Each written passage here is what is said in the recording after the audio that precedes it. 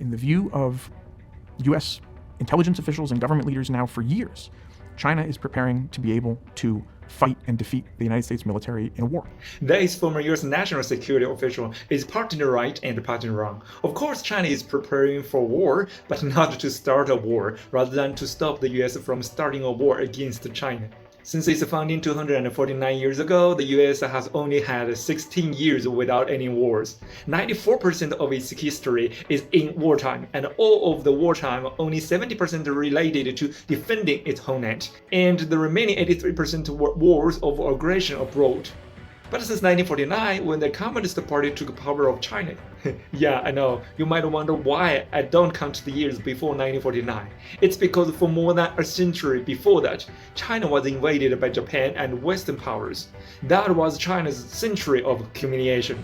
The new China has 14 land labors and 6 maritime labors. At that time, both the US and the Soviet Union were supporting China's labors to provoke border conflicts, forcing China to defend its territories through a series of border clashes. In total, over the past 76 years, China has only been involved in military conflicts for 18 years.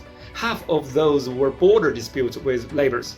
The other half? You might not expect it. It was because the US invaded China indirectly through Korea and Laos, and China fought back for self-defense for 9 years. Without the US aggression, China could have spent 88% of those 76 years in complete peace.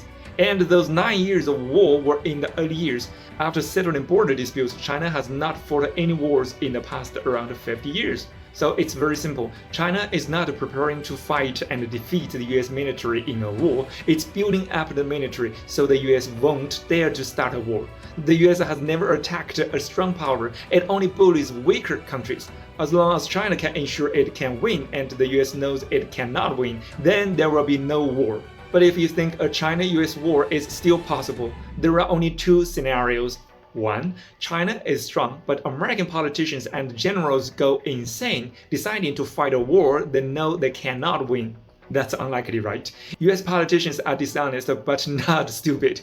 2. China's military is weak and the US knows it, so it chooses to attack. Luckily, China's military strength is growing, which means the chance of peace between China and the US is increasing, and so is the hope for global peace. But there's an issue. China's military spending is too low, only 1.29% of its GDP, compared to 3.41% for the US, less than half of America's.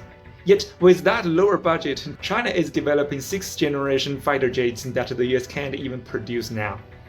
Imagine how much of the US defense budget is wasted or lost to corruption, or to Israel. China's people want to raise military spending to the same level as the US, but the Chinese government prioritizes civilian development, like building infrastructure, improving living standards over the military. That's why China has the world's best infrastructure, while its military development has been relatively slower. But, surprisingly, even with limited funds, China's military progress has been faster and better than the US. So, think about the corruption of the US military again. What's most interesting is that China's government actually dislikes war. It doesn't even want to increase defense spending. Chinese citizens often complain that the government is too mild, while Western politicians keep claiming that China is preparing to start a war. Do you really think these liars don't know the Chinese government wants world peace?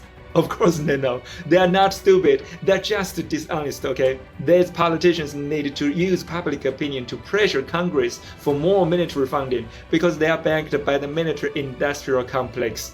Think about it, without war, how would they make money? They need an enemy anyway. In the past, the Soviet Union or Russia played that role. After the Soviet collapse and Russia's decline, China became the perfect scapegoat.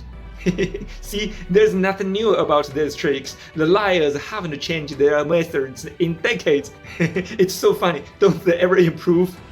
Follow me, an Eastern perspective.